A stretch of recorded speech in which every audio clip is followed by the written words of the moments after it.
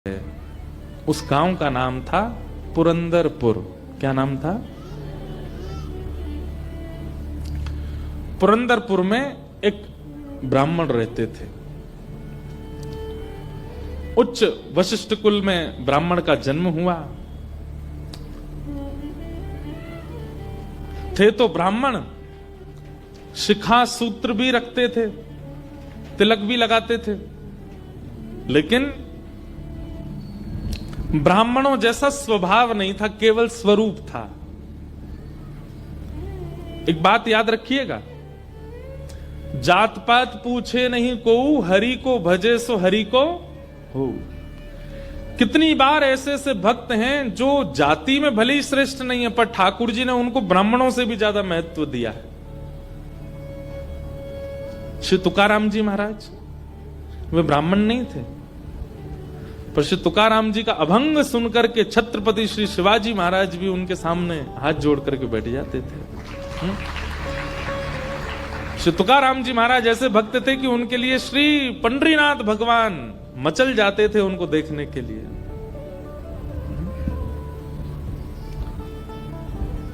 चोखो मेला पंढरपुर के पास भक्त हुए, उनका चरित्र मैंने कहा है।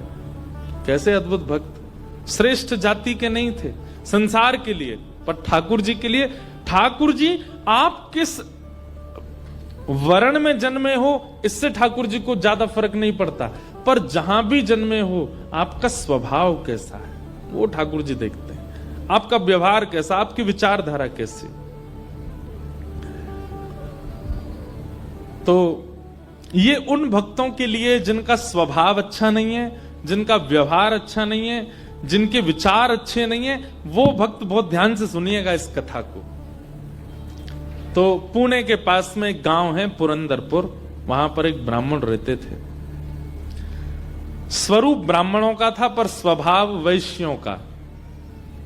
वैश्य मतलब हमारे बनिया भाई लोग, उनके जैसा उनका व्यवहार था। कैसा?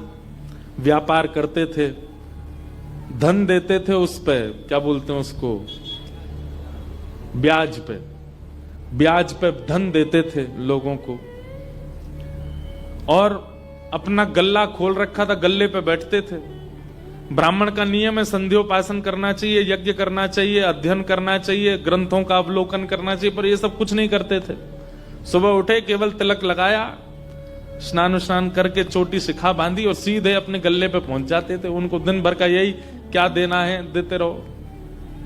और इन सबके साथ साथ महाकंजूस, खूब धनवान थे। भगवान की कृपा से उन पर ब्याज का इतना धन आता था कि वो पूरे पुरंदरपुर गांव को अकेले भोजन करा सकते थे। पर इतने कंजूस थे, इतने कंजूस थे, दूध में अगर मक्खी भी गिर जाती तो दूध छान के पी जाते थे। और मक्खी को यूं पकड़ करके उसके भी 2-4 बूंद छींटा जो दूध के होते थे उनको भी लेके पी जाते थे। दूध का क्या बिगड़े, इतने कंजूस। और कंजूसाई की हद तो तब पार हो गई, उनकी पत्नी का नाम था सरस्वती देवी। क्या नाम था? तो सरस्वती देवी जो थी, उनके पिताजी ने इसीलिए ब्याह किया कि भाई ये विप्रदेव जो हैं बड़े धनवान हैं, बेटी खुश रहेगी हमारी। तो सरस्वती देवी का ब्याह हो गया। उनकी मां ने, पिता ने जितने गहने दिए, ब्याह के अगले दिन ही, सब लोग इधर देखो, बहुत ध्यान से सुनो कथा। ब्याह के अगले दिन ही सुबह सुबह ब्राह्मण देवता उठे, देवी सुनो, सबरे गहने उतारो अपने। बोले क्यों? अरे देखो कितनी अच्छी नक्काशी की है इसमें, कितने अच्छे से तुम्हारे कुंडल बने हैं, कितने अच्छे तुम्हारे गले के हार बने हैं, हाथ के तुम्हारे बढ़िया कंगन कड़ूला, रोज पहनोगी तो घिस जाएंगे, उतार दो सबको। पत्नी ने भारी भारी सामान सब उतार दिए, कानों के कुंडल, नाक की बाली और गले का एक मंगलसूत्र रहने दिया, हाथ के कंगन रहने दिए, पैरों की पाजेब और पायल रहने दी। लेकिन पुरंदर ये अपने ब्राह्मण देवता जो थे, इनको वो भी अच्छे नहीं लगते थे। रोज अपनी पत्नी को, क्यों इनको पहन के घूमती है, उनको दे दो अंदर तिजोरी में रख दूं मैं। पत्नी कहती है तो सौभाग्य है, ये तो पहनने दिया कीजिए। महाराज कहते कहते 6 महीना हो गए, रोज टोकते। अब तो ये स्थिति में आ गए कि पत्नी के हाथ का भोजन नहीं करते थे। वो रोटी बनाती, बोले मुझे नहीं पाना, और अपनी दुकान पर जाके वो दुकान के बालक से कहते अपने घर से बनवा ला। दोनों भावना थी, एक तो नाराज थे पत्नी से कि गहने क्यों नहीं उतार रही है, दूसरा बढ़िया है घर का आटा बचेगा। इतने कंजूस। पत्नी बोली क्या करे, रात में बोली आप कैसे मानेंगे, बोले ये उतार दो जितने पहन रखे हैं। उसने कान के कुंडल भी उतार दिए, हाथ के कड़ूला भी उतार दिए, पाजेब भी उतार दी, गले का मंगलसूत्र भी उतार दिया। सब बिल्कुल कोरी हो गई बेचारी। केवल नाक की एक नथ रहने दी उसने। बोले एक तो रहने दीजिए, कम से कम इससे पता तो चले कि मैं सौभाग्यवती हूं। भाई सारे गहने उतार देना मां के लिए अशुभ होता है। पतली सी एक नाक में वो नथ भी नहीं थी, छोटी सी एक कील जैसी थी। उसके लिए भी बोले कि रात में तो उतारी दिया करो इसको भी। इतने कंजूस। सब उतार दिया। पत्नी बेचारी साड़ी में और केवल एक नथ लगा करके, मांग में सिंदूर भर के, बिंदी लगा के वैसे घूमती थी। शादी ब्याहों में जबरदस्ती नहीं जाते थे। एक दिन पहले अपने आप को बुखार में हूं ऐसा बोल देते थे, क्योंकि गहने निकाल के देने पड़ेंगे, पहन के जाएगी। इतने कंजूस। कभी कभी जो व्यक्ति अति में संसारी होता है ना, ठाकुर जी को उस पे भी बड़े मजे आते हैं देखने में। ठाकुर जी कहते हैं, मतलब एक बात हमारी सुनना बहुत ध्यान से, इधर देखना सब लोग। कई लोग ऐसे होते हैं, और आजकल ज्यादातर ऐसे होते हैं कि भक्ति में भी हैं और संसार में भी हैं। अभी उनको पता चला कि कोल्हापुर में कथा चल रही, तो कथा में भी आ रहे हैं, और 4 दिन बाद का उनका रिजर्वेशन भी है कि कब हमको क्लब जाना है, कब पार्टी करनी है, कब उल्टा सीधा खाना है, वो भी उनका फिक्स है। हमारी बात बहुत कान खोल के सुन लीजिएगा, ऐसों का उद्धार कभी नहीं हो सकता जो ना इधर के हैं ना उधर के।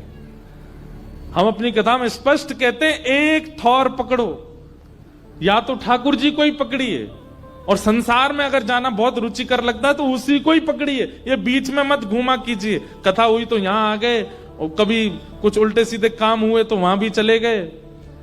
अब पी भी लेते हैं, खा भी लेते हैं, कथा भी तो सुनते हैं। ऐसों का तो कभी उद्धार नहीं हो सकता। इसलिए एक ठौर पकड़ो, या तो वहीं के ही रहो, पूरे खाओ पियो आनंद करो, या फिर कथा के ही रहो।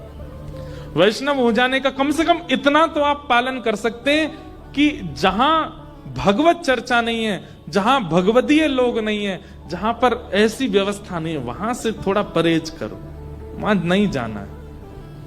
आपको क्या पता कौन सी व्यवस्था, कौन सा भाव आपके चित्त को परिवर्तित कर दे। तो इसलिए हमारी प्रार्थना है, ये बीच के मत रहिए, इधर उधर घूमते रहते हैं। एक तरफ जाइए, एक तरफ पकड़िए। संसार अच्छा लगता है तो पूरे पूरे जाओ वहीं पे।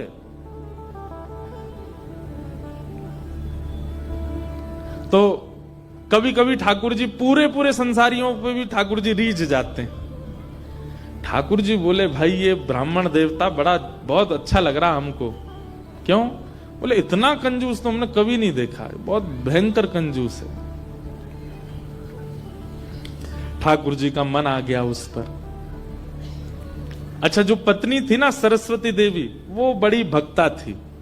वो तो नाम जप भी करती थी, वो दर्शन करने के लिए भी जाती थी, लेकिन ये नहीं जाते थे उसके साथ। वो अपने माता पिता के मायके जब जाती थी तो मायके वाले लेके जाते थे उसको दर्शन कराने।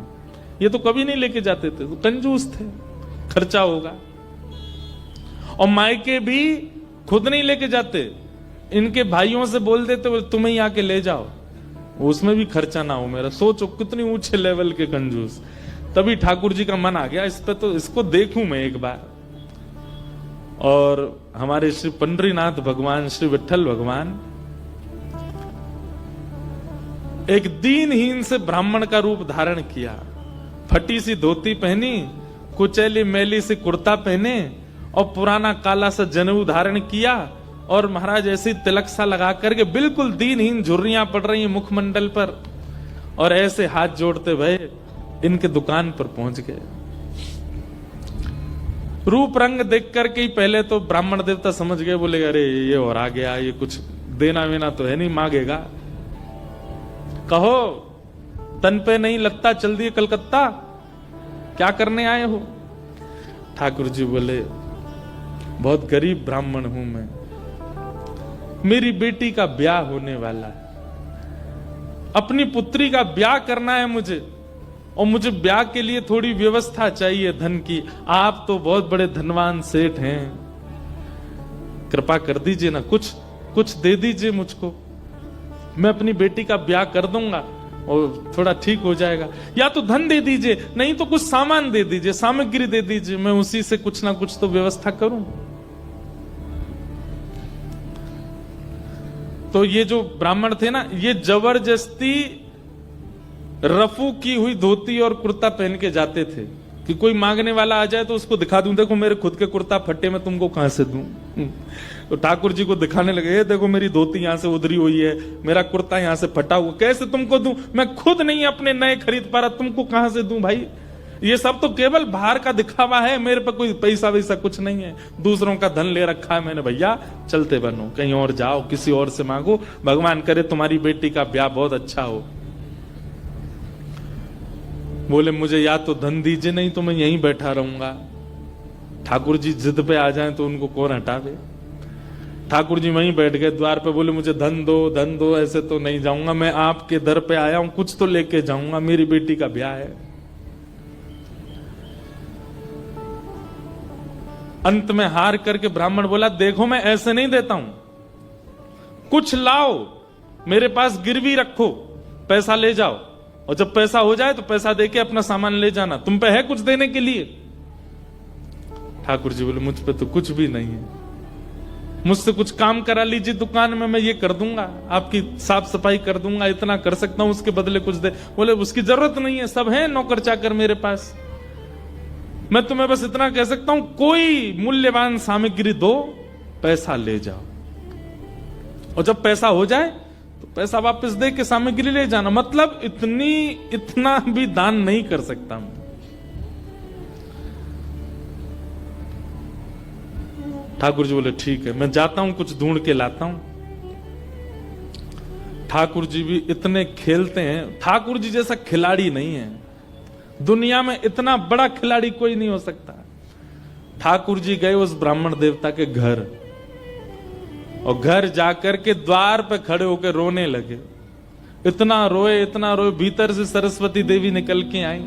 अरे अरे अरे अरे ब्राह्मण देवता, आप इतना रो क्यों रहे हैं, क्या बात है? छोटी सी मेरी लाली बड़ी हो गई है, उसका ब्याह के लिए मैं बहुत दिन से वर ढूंढ रहा था, बड़ी मुश्किल से एक लड़का मिला है, अपनी बेटी का ब्याह करना है। बहुत जगह ठोकरें खा के मांगा मैंने, मुझे किसी ने सहायता नहीं दी, अंत में तुम्हारे द्वार आया हूं, यहां भी नहीं मिला, बेटी को क्या मुंह दिखाऊंगा, यहीं प्राण त्याग दूंगा, जहर मेरी जेब में ही रखा है।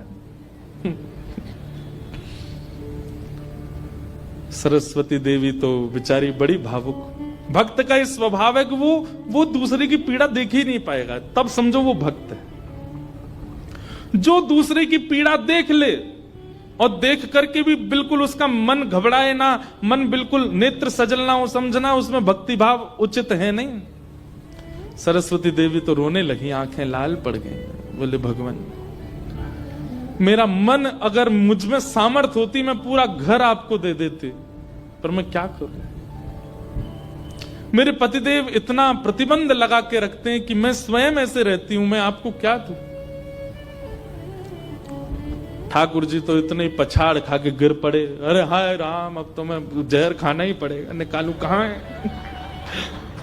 सरस्वती देवी रुकी रुकी रुकी, ऐसा मत कीजिए भगवान, चरण पकड़ूं आपके, मेरे पास एक ही वस्तु है। और तुरंत अपनी नाक की जो कील थी वो निकाली, और निकाल करके बोले ये ले जाइए, इससे थोड़ा बहुत धन आपको मिल जाएगा, स्वर्ण की है, आप अपनी बेटी का ब्याह तो नहीं कर पाएंगे पर कुछ व्यवस्था तो हो जाएगी आपकी। ठाकुर जी तुरंत, जहर भी पता नहीं कहीं गिर गया था, बढ़िया तुमने दे दिया, अब मैं कुछ कर लूंगा व्यवस्था। ठाकुर जी वो कील उसकी नाक की ले ली और सीधे गए उस ब्राह्मण की दुकान पर। देखो कितने उद्यमी हैं ठाकुर जी। और उसके दुकान पर जाके सीधा ले ले और इसके बदले अब ला पैसा दे मुझको। तू कह रहा था ना कुछ सामान दो उसके बदले पैसा मिलेगा, ये ले सोने की कील नाक की धर ले अपने पास, ला पैसा दे। ब्राह्मण देवता ने जैसी कील देखी, ये आपको कहां से मिली? बोले उससे तुझको क्या, तू तो पैसा दे। मुझे कहां से मिली इससे तेरे को मतलब नहीं होना, तू पैसा दे मेरे को, मेरी बेटी का ब्याह है और अब मैं तेरे से भीख नहीं मांग रहा हूं, चीज रख के गिरवी तब ले रहा हूं, ला दे। बेचारा फंस गया। वो क्या करे, वो 3-4 बार सोचे, बोले मिली कहां से? बोले तू मत सोच, मुझे पैसा दे। कील उसने तिजोरी में अंदर रखी, ताला लगाया और उसका जो धन होता था वो धन ठाकुर जी को दिया। ठाकुर जी ने जेब में धरी, निकल गए वहां से। ब्राह्मण ने अपनी भुजा ऊपर करी, बोले इसको बताता हूं, ये बहुत दानवीर बनती है अपने मन में। मैंने इसको बोला था एक कील पहने, वो तो बहुत अच्छी कृपा मुझ पर ठाकुर जी की, जो मैंने इसके सारे गहने उतरवा दिए, नहीं तो सब दान कर देती। एक कील छोड़ी वो भी दान कर दी किसी को।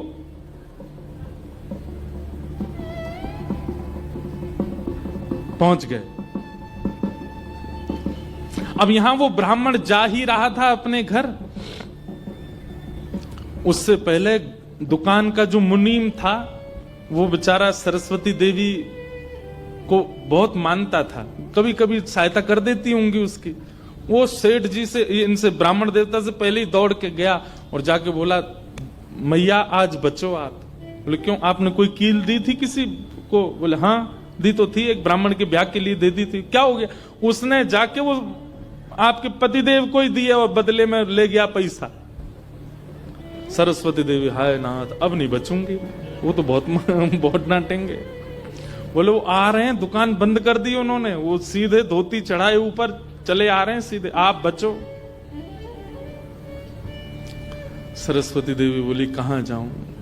हे पांडुरंगा, हे विठलनाथ, हे मेरे प्राणनाथ, मेरी रक्षा करो।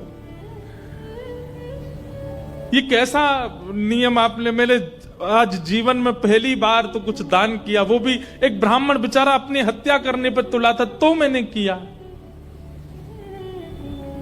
ये कैसा आपने खेल किया ठाकुर जी, कैसे भी मेरे पति को रोको। लेकिन इतनी डरती थी अपने पति से, इतनी व्याकुल हो गई, तुरंत विष ले लिया। बोली कि मैं उनका क्रोध नहीं सह पाऊंगी, उनकी मार पिटाई डांट नहीं सह सकती, उससे अच्छा तो मैं प्राण त्याग दूं अपने।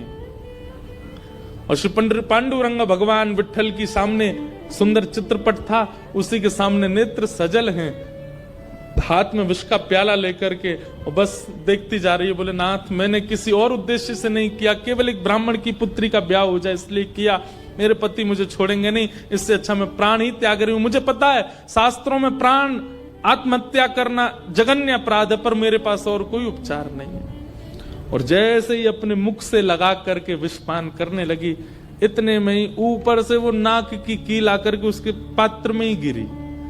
और जैसी खन्न से आवाज हुई, नेत्र खोल करके देखा, भीतर अपने हाथ को डाल करके जैसे निकाला तो वही नाक की कील उसके हाथ में आ गई। और नाक की कील हाथ में आते ही इतने में ही वो ब्राह्मण का प्रवेश हुआ। प्रवेश होते ही उसने भीतर से किवाड़ लगाई, ढूंढने लगा कहां है, कोई साधन मिले इसको बताता हूं।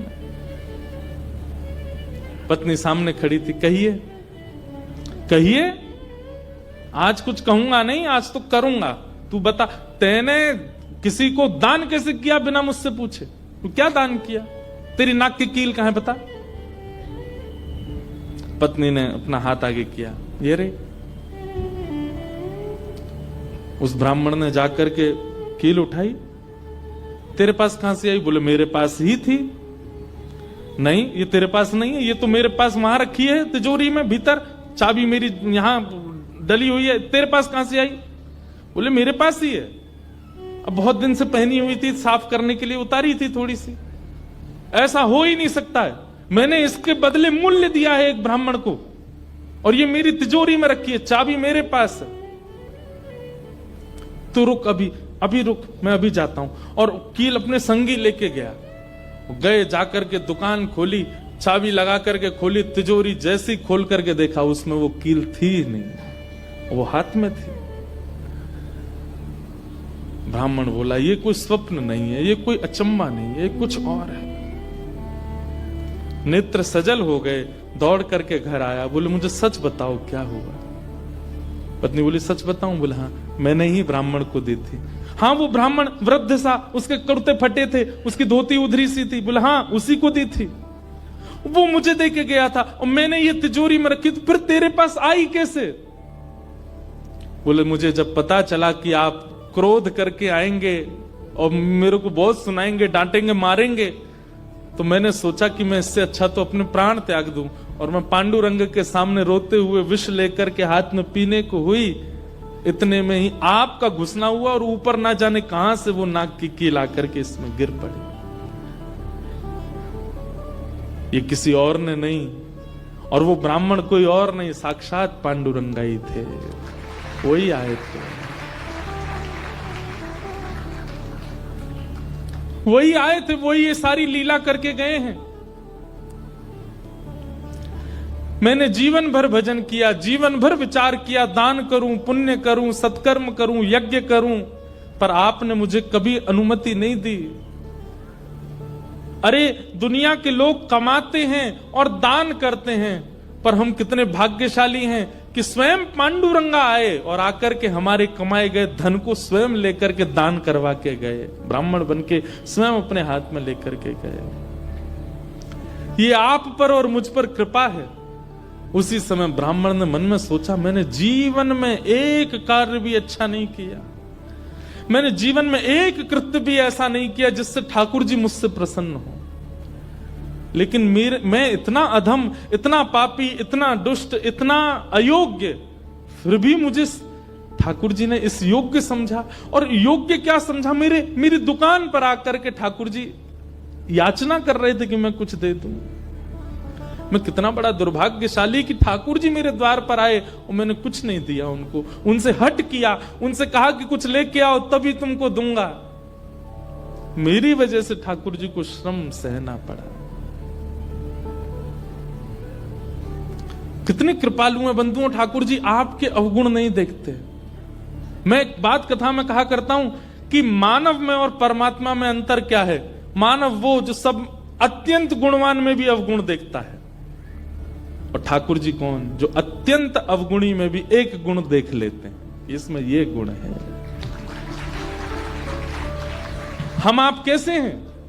हमारे सामने 100 प्रशंसा कर दी जाए एक व्यक्ति की, और वो व्यक्ति हमारे सामने आ जाए तो हम उससे 5 मिनट मिलने के बाद जब वापस जाएंगे तो वो कहेगा, बताओ कैसा था? अच्छा था ना लड़का, मैंने उसके बारे में तुमको बताया था, अच्छा ठीक था, लेकिन उसमें भी ये कमी थी। हम कमी बहुत जल्दी ढूंढ लेते हैं। और ठाकुर जी अत्यंत अयोग्य, अत्यंत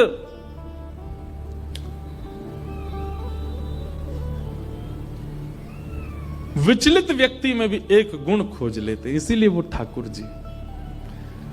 उसी समय उस ब्राह्मण देवता ने विचार किया कि अब किसके लिए जीना है। अपनी दुकान बंद कर दी, दुकान को बेच दिया, घर को बेच दिया, और पत्नी के साथ आ गए श्री पंढरपुर। और पंढरपुर में विठल भगवान के आगे आकर के बहुत रोए, याचना करने लगे, नाथ मेरे दुकान पर आप खड़े हो गए आकर के, और मैंने आपको इस प्रकार से दुत्कार दिया, इस प्रकार से आपको कर दिया। बहुत रोए।